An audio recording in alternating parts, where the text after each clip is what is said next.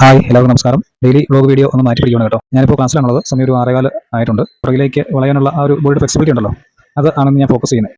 അല്പം ഡിഫിക്കൽട്ട് ആയിട്ടുള്ള എക്സസൈസുകളാണ് ഞാൻ ഈ ചെയ്യുന്നത്. അങ്ങനെ ആരും ട്രൈ ചെയ്യണ്ട കേട്ടോ. ശരീരം ഒന്ന് ഫ്രീ ആക്കുവാണ് ഈ എക്സസൈസുകളൊക്കെ ചെയ്ത് ലൈറ്റായിട്ടൊന്ന് ബോഡി ഒന്ന് ഫ്രീ ആക്കുവാണ്. കുറേ നാൾക്ക് ശേഷമാണ് ഞാൻ ബാക്ക് ബെൻഡ് ഒന്ന് ട്രൈ ചെയ്യുന്നത്. അത്രയും പെർഫെക്റ്റ് ആയിട്ടില്ല, എങ്കിലും അത്യാവശ്യം ചെയ്യാൻ പറ്റുന്നുണ്ട്.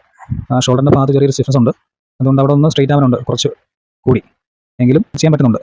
റിസ്റ്റിൻ്റെ ഭാഗത്ത് ചെറിയൊരു പിടുത്തമുണ്ട്, എന്നാലും കുഴപ്പമില്ല. ദിവസങ്ങൾ പ്രാക്ടീസ് ചെയ്യുമ്പോഴത്തേക്കും അതിൻ്റെ വ്യത്യാസം വരും. നമുക്ക് നോക്കാം.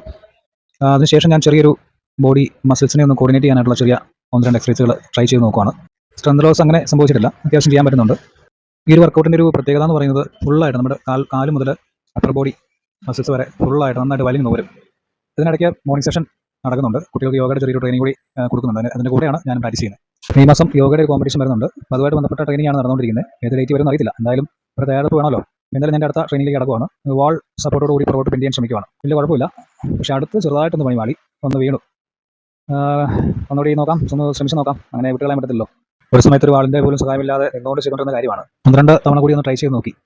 സംഭവം എന്തായാലും ആ പഴയ പെർഫെക്ഷൻ വന്നില്ലെങ്കിലും ഏകദേശം ഒന്ന് ഒപ്പിച്ചിട്ടുണ്ട്. അപ്പോൾ അടുത്ത ദിവസങ്ങളിൽ ഇതിൻ്റെ പെർഫെക്ഷൻ ഞാൻ നിങ്ങളിലേക്ക് എത്തിക്കുന്നതായിരിക്കും. ഓക്കെ, എന്തായാലും നിങ്ങളെല്ലാവരുടെയും സപ്പോർട്ട് ഉണ്ടാകുമെന്ന് പ്രതീക്ഷിച്ചുകൊണ്ട് ഈ ചെറിയ വ്ലോഗ് അവസാനിപ്പിക്കുന്നു. Thank you.